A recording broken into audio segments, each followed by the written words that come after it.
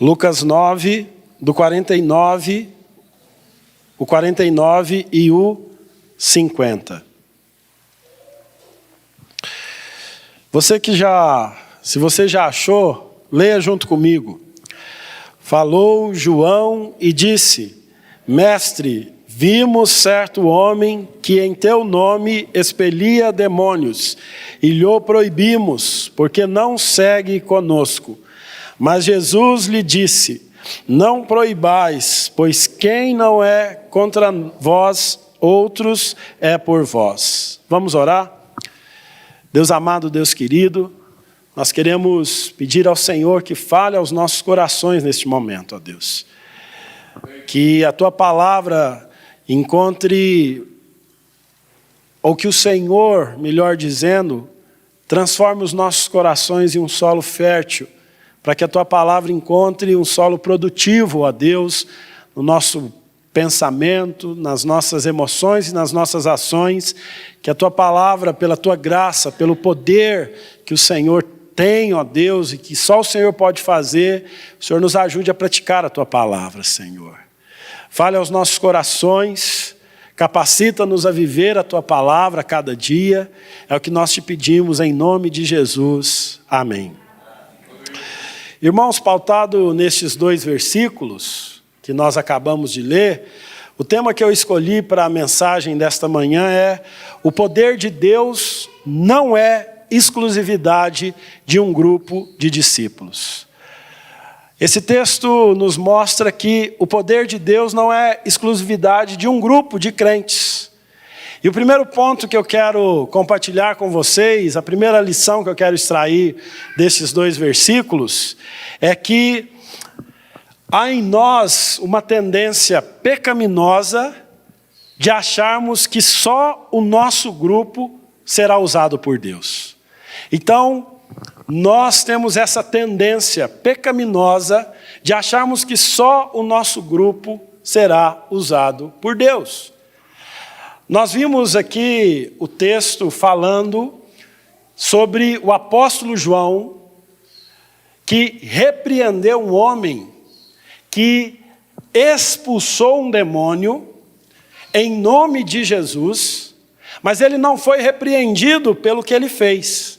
Ele foi repreendido por João por não pertencer ao grupo dos apóstolos ou ao grupo de discípulos de Cristo. Talvez, se a gente for pensar no número maior dos 70 discípulos que estavam mais próximos de Cristo e também não faziam parte dos 12. Então percebam que João repreendeu aquele homem por ele não fazer parte do grupo. E aquilo que João demonstra com a sua atitude é também visto em mim e em vocês e na igreja, de modo geral. A começar pela igreja local, por exemplo, a igreja presbiteriana do Jardim Monte Alegre, no nosso caso, nós temos a tendência de achar, e essa é uma tendência pecaminosa, que só certos grupos da igreja local é que podem e serão usados por Deus. Geralmente, as igrejas nascem com algumas poucas pessoas, falando-se de igrejas presbiterianas. Geralmente, algumas famílias daquela igreja começam a plantar uma igreja, começam um trabalho com a motivação correta, com o desejo correto, e aí Deus vai mandando pessoas, vai acrescentando pessoas e organiza-se uma igreja. E é muito comum nós vermos nas nossas igrejas locais certos grupos achando que o monopólio do agir de Deus está nas mãos deles. Muitas famílias nas igrejas locais pensam que elas são as donas da igreja. Pensam isso porque talvez na cabeça delas chegaram primeiro. Como nós costumamos dizer lá na roça, foram elas que arrancaram os tocos que tinham. Então, elas se sentem no direito de acharem que o monopólio do evangelho pertencem a elas.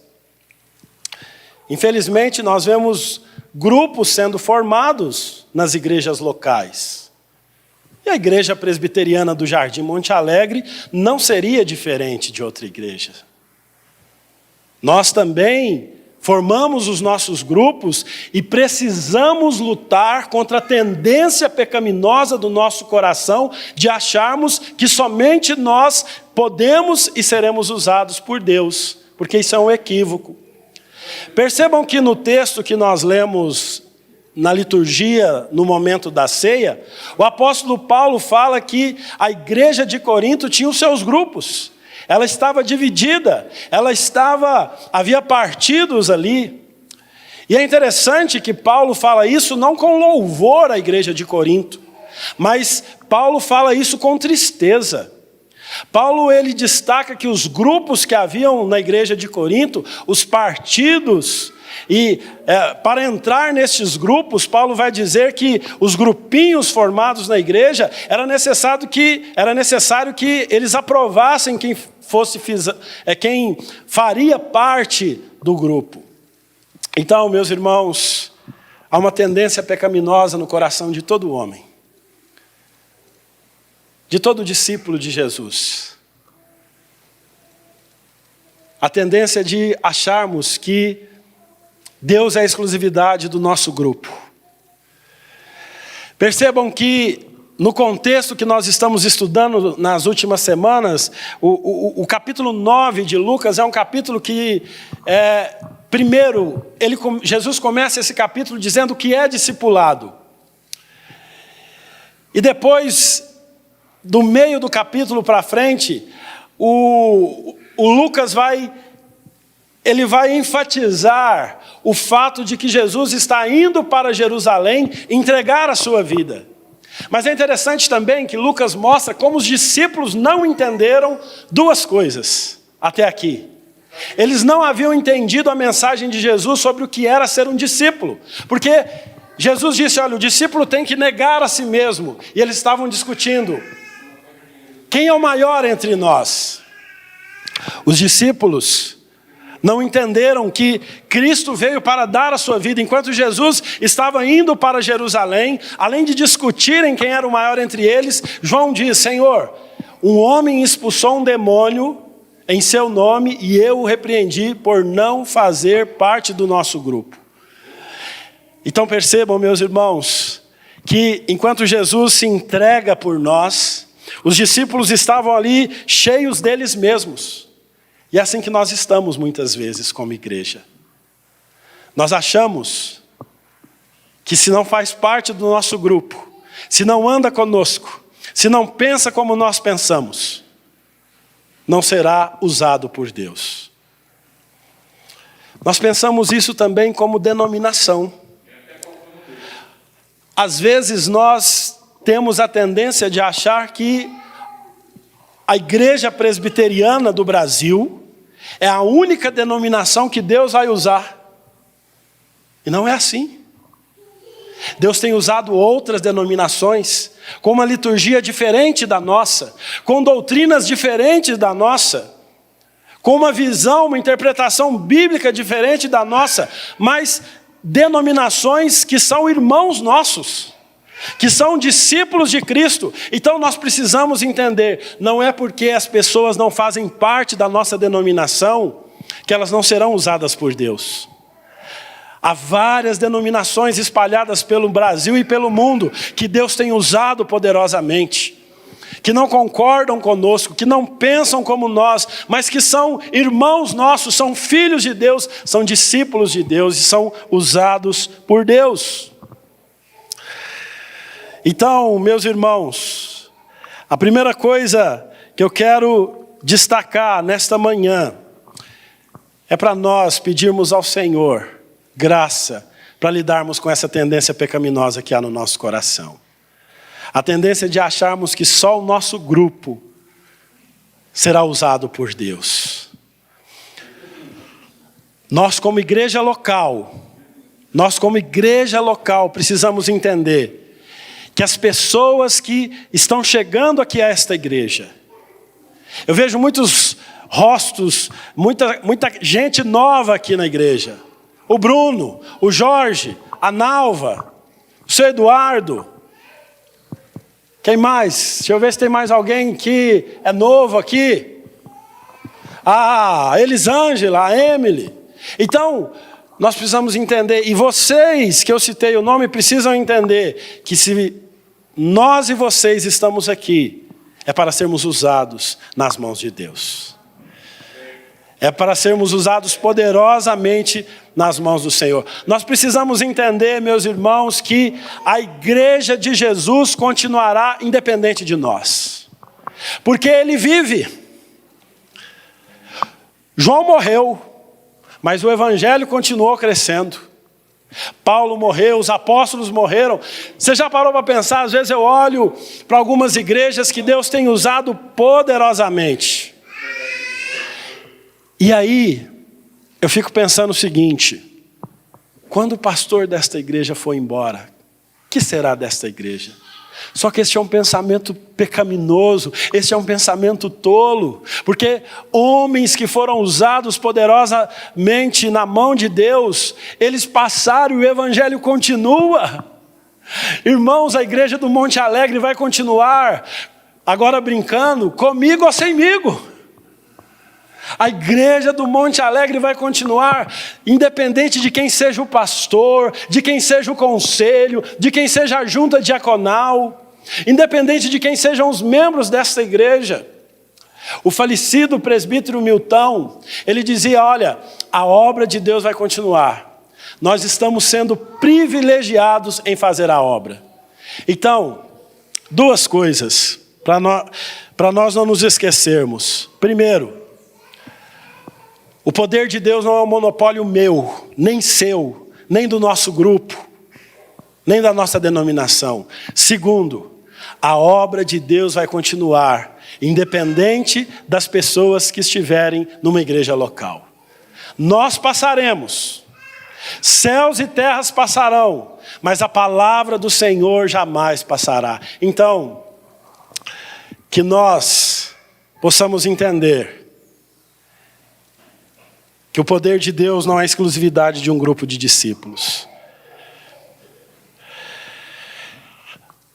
A autoridade da obra de Deus não está num grupo de pessoas, mas a autoridade está em o nome de Jesus. Esse é o segundo ponto que eu quero compartilhar com vocês nesta manhã. Não era o grupo dos apóstolos que fazia o evangelho crescer. Não foi o grupo dos apóstolos que fez o evangelho expandir. Não é um grupo de homens que faz a obra de Deus prosperar. Mas a autoridade não está nos homens, mas a autoridade está em Cristo. Cristo disse em Mateus 28, ele disse: toda autoridade me foi dada no céu e na terra. A autoridade é dele. Ele é o Senhor da igreja. A igreja não pertence a um grupo de pessoas. A igreja não pertence a um grupo de discípulos que se julgam mais íntimos com Cristo. A igreja pertence a Jesus. E Jesus vai nos ensinar o seguinte no versículo 50. Ele diz: não proibais, pois quem não é contra vós é por nós. Irmãos, quem não é contra Cristo é com Cristo. Quem está com Jesus Cristo é servo de Cristo.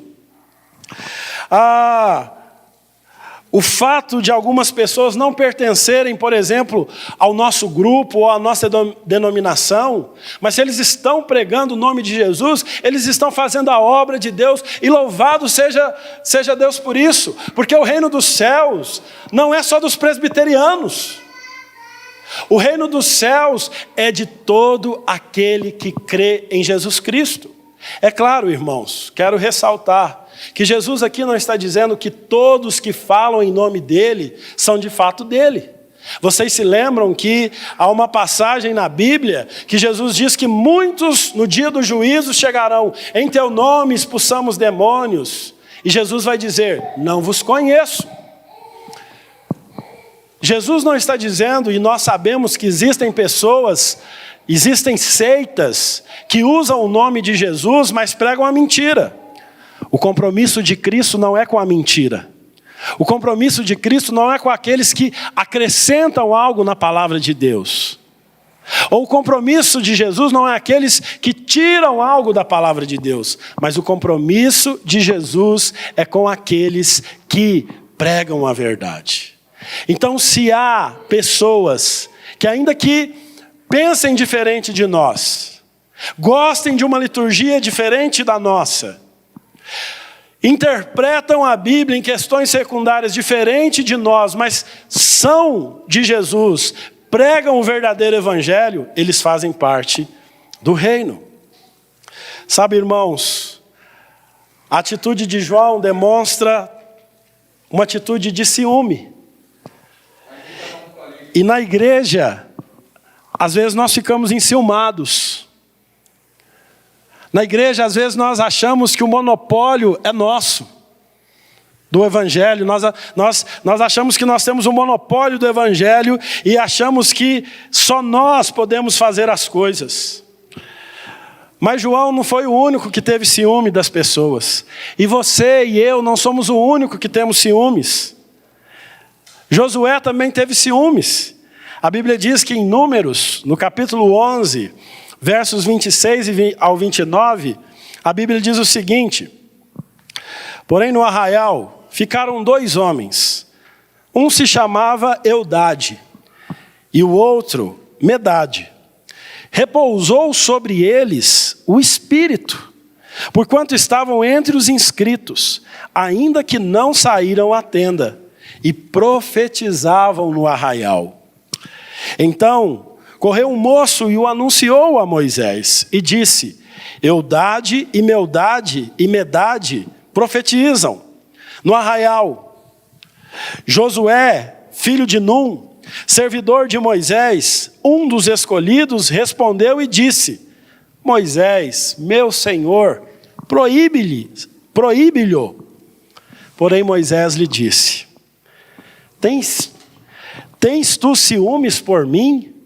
Tomara todo o povo do Senhor fosse profeta, que o Senhor lhe desse o seu espírito. Percebam, meus irmãos, que esses 2 homens aqui, Eudade e Medade, eles receberam o Espírito Santo de Deus e receberam o dom de profetizar, o mesmo dom que Moisés tinha de profetizar a palavra de Deus. Mas Josué pensava na sua cabeça que só Moisés tinha o monopólio da profecia. Josué ficou com ciúmes e disse: olha, repreende Moisés. A esses 2 homens, Moisés disse: Josué, quem dera todo o povo profetizasse.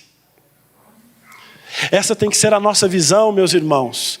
Quem dera Deus levantasse e levante mais pastores aqui nesta igreja, mais presbíteros nesta igreja, diáconos. Que Deus levante mais servos do Senhor.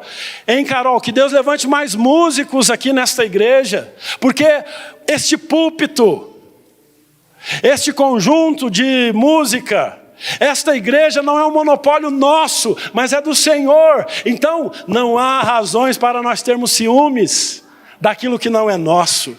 Essa igreja não é nossa, esta igreja é de Jesus. Essa igreja é de Jesus.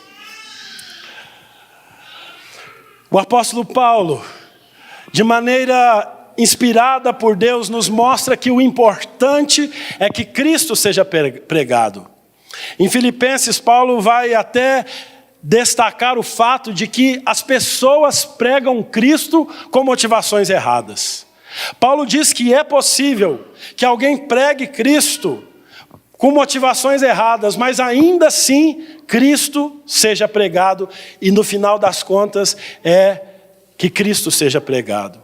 Por exemplo, você não sabe se no meu coração, todo domingo eu subo aqui no púlpito para me aparecer. Você não sabe se no meu coração eu estou preocupado com o que vocês acham da minha oratória, do meu desempenho como pregador. Vocês não sabem disso. Mas uma coisa vocês sabem, que através da minha vida Cristo tem sido pregado. Então, ainda que a minha motivação esteja errada, eu vou prestar contas diante de Deus, se este for o caso. Mas Paulo diz, o que importa é que Cristo seja pregado. Filipenses capítulo 1, a partir do verso 14. Em Filipenses 1,14, Paulo diz assim: e a maioria dos irmãos, estimulados no Senhor por minhas algemas, ousam falar com mais desassombro a palavra de Deus. Olha que interessante. Paulo diz que o fato dele ter sido preso motivou as pessoas a pregarem o evangelho. E ele louvava isso. Ele louvava a sua desventura, a sua desgraça pessoal, fez com que o evangelho fosse pregado. No verso 15 ele diz assim: alguns efetivamente proclamam a Cristo por inveja. Então Paulo está dizendo, olha, tem pessoas aí que foram motivadas a pregar por minha prisão. Outras estão pregando a Cristo por inveja, porfia. Mas há também, diz Paulo, aqueles que fazem de boa vontade. Estes, por amor, sabendo que estou incumbido da defesa do evangelho, aqueles, contudo, pregam a Cristo. Então veja, tem gente que pregava a Cristo por discórdia. Insinceramente, julgando suscitar tribulação às minhas cadeias. Pessoas pregavam a Cristo com o objetivo de atingir o apóstolo Paulo.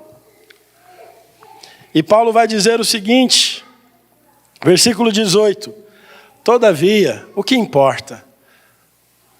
Paulo não está preocupado com a motivação do coração das pessoas. Primeiro, porque não cabe a nós saber qual que é a motivação do coração das pessoas, nós não conhecemos. Pessoas podem pregar a Cristo com motivações erradas? Sim. Mas o que importa é que Cristo seja pregado.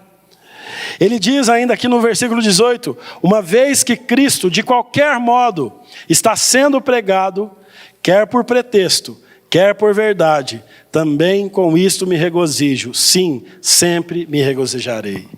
Irmãos amados da Igreja Presbiteriana do Jardim Monte Alegre, eu quero lembrá-los a vocês que o poder desta igreja não está no pastor que a preside, não está no conselho que atualmente a dirige, administrativamente falando. O poder desta igreja não está na junta diaconal. O poder desta igreja não está em mim e nem em vocês. Mas o poder desta igreja está em Cristo Jesus. Se amanhã eu não estiver aqui, se amanhã você não estiver aqui, Jesus Cristo continuará sendo pregado nesta igreja. Porque as portas do inferno não prevalecerão contra a igreja do Senhor.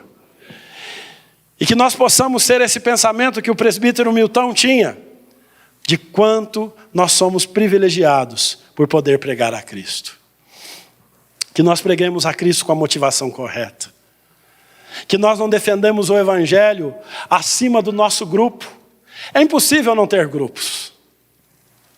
Em todo lugar haverão grupos. Mas nós não podemos esquecer que o poder do evangelho é exclusivo ao nosso grupo. A autoridade do evangelho não está em determinado grupo, mas está em nome de Jesus. Então, preguemos o evangelho com a motivação correta. Preguemos o evangelho com a certeza de que a autoridade do evangelho não está em nós, mas está em Cristo Jesus. Concluindo, acreditar que o nosso grupo será o único grupo usado por Deus é um pensamento pecaminoso. O poder do evangelho não pertence ao nosso grupo, mas pertence a Cristo. Não nos esqueçamos disso. Quando nós acharmos que o nosso grupinho aqui na igreja, a nossa denominação, é quem tem o monopólio do evangelho, nós iremos fracassar. Deus usará pessoas que pensam diferentes de você. Deus tem usado denominações que são diferentes da Igreja Presbiteriana do Brasil. E eu vou dizer para você, tem usado poderosamente, assim como tem usado a nossa denominação. Então, não nos esqueçamos, a autoridade do Evangelho está em Cristo. O poder do Evangelho é Cristo. Jesus não é uma exclusividade do nosso grupo ou da nossa denominação.